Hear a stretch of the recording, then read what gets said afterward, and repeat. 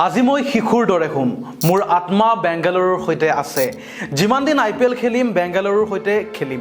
18 বছৰৰ অপেক্ষাৰ অন্তত অৱশেষত স্বপ্ন পূৰণ হল কিং কোহলিৰ 18 বছৰৰ পিছত চেম্পিয়ন হল বেংগালুৰু অৰ্থাৎ RCB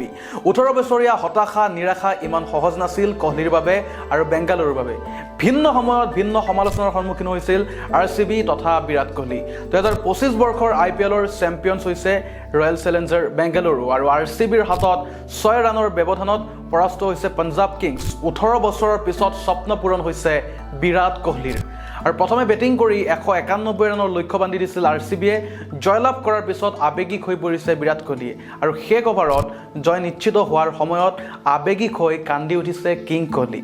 আৰু কোহলিয়ে এনেদৰে কৈছে মেচৰ শেষত হোৱা সাক্ষাৎকাৰত কোহলিয়ে এনেদৰে কৈছে মই শিশুৰ দৰে হুম মোৰ আত্মা বেংগালুৰুৰ সৈতে আছে যিমান দিন IPL খেলিম বেংগালুৰুৰ সৈতে খেলি যাম আৰু অৱসৰ লোৱাৰ কথা ক'বলৈ গৈ কোহলিয়ে এনেদৰে কৈছে মোৰ হাতত এই খেল খেলি যোৱাৰ বাবে বহু সুযোগ আছে আৰু অৱসৰৰ সময় এতিয়াও যথেষ্ট সময় বাকি আছে আৰু যিমান দিন খেলিম